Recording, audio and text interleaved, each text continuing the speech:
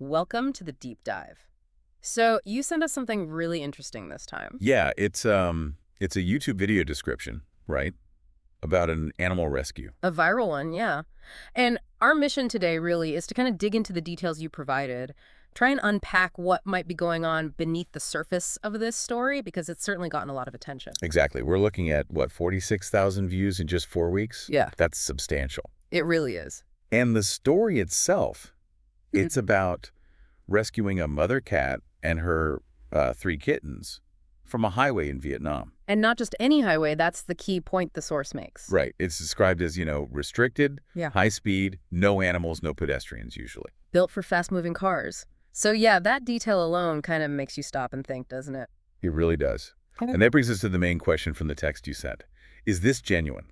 Mm. A real rescue caught on camera? Or is there something else going on? Could it be maybe staged for content, for views, maybe even profit? That's what we need to explore. The source material really lays out the arguments. Okay, so where do we start? The source text jumps right in, calling the whole situation funny. And yeah, I see why they'd say that. Me too. Uh-huh. So you've got this mother cat, 3 tiny kittens Yeah, on this forbidden high-speed road. And get this, they're found with a basket. a basket. Right. So the immediate question for me and definitely for the sources, how? How did they get there? Exactly. How does a basket with a cat and kittens inside supposedly fall out of a moving car?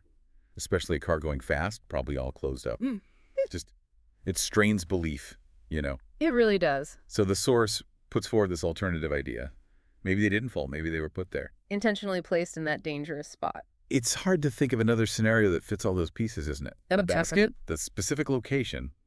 It seems, well, convenient for a story. Okay, but then things get even more strange when you look at the description of the animals themselves. Right. The text says the mother cat looked unconscious. Just Yeah. that out. But the kittens, they were weak but awake. Yeah, weak but conscious.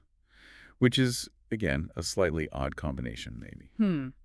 And this leads the source to talk about tranquilizers. Potentially. Mm. It mentions that animal tranquilizers are used legitimately in Vietnam, by vets. Sure, for medical reasons. But the question raised is, could something like that have been used here to make the scene look a certain way, to keep the mother cat still? It's a disturbing possibility. It is. And the source contrasts this with, typical rescue videos. Usually the animals are terrified, maybe aggressive, emotionally alert, trying to get away. Right, they're fighting or at least showing fear. Yeah, unless they're tiny, helpless puppies, which the source notes is sometimes the case in these staged videos. But this mother cat, seemingly just passive, it doesn't quite match that usual picture. Okay, so that's the state of the animals. What about the actual rescue part described in the text? Well, it paints a picture. There's a woman apparently standing by the side of this prohibited road calling out for help. And then the rescue team shows up. Very quickly, it seems. And significantly, they're already filming. Already filming.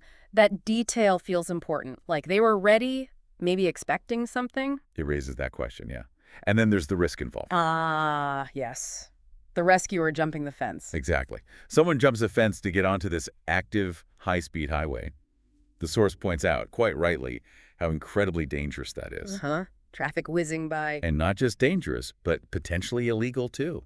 You could get fined, the source says, by the Vietnamese police for being there. So why take that risk? It adds another layer of peculiarity to the whole thing.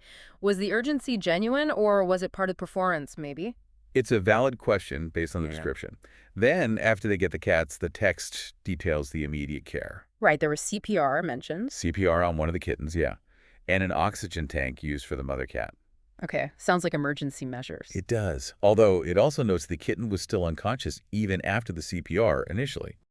Okay. But then the scene changes quite a bit, right? It does. Suddenly we're hearing about what sounds like a very well set up place. Mm-hmm. Maybe a home, maybe almost like a small vet clinic. Very well equipped. And they're doing proper checks on the kittens. Thorough health checks, yeah. Placing them near the mom, and then preparing this very beautiful room, that's the quote from the source, and a cage for them. A beautiful room. And feeding the mother once she woke up. Now, the source does acknowledge these are good things. Yeah, absolutely. If it's a real rescue, that's the kind of aftercare you'd want to see. It's commendable, as the source says. Totally commendable. Those positive actions don't erase the questions about the beginning, do they? No, they don't. It's almost like two different stories.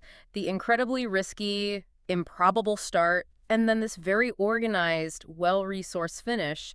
The contrast is noticeable. It is. And this is where the source kind of zooms out, looks at the bigger picture. The whole phenomenon of staged animal rescues for online content. Exactly.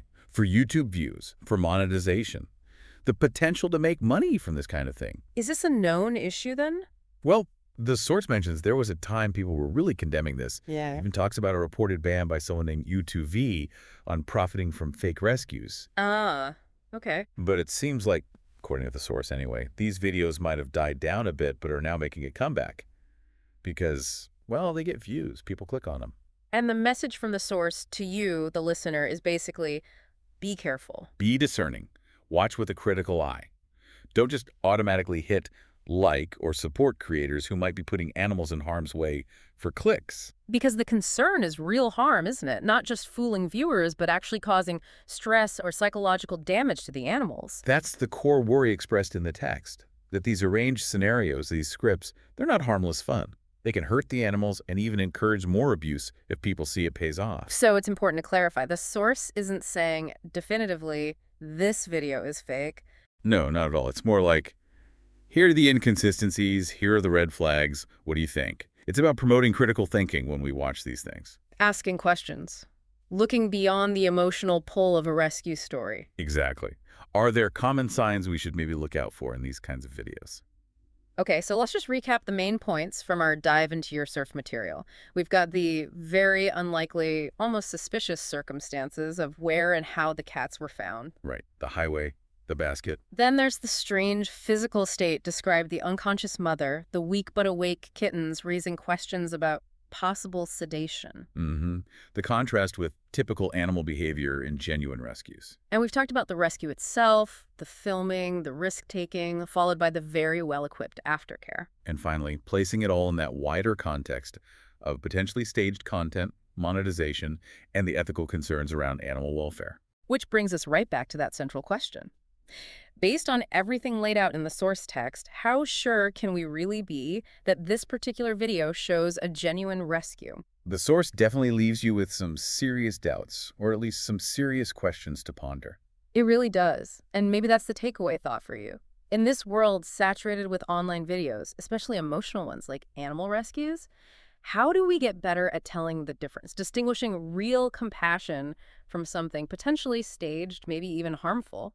Yeah, what are the ethics involved, not just for the creators, but for us as viewers too?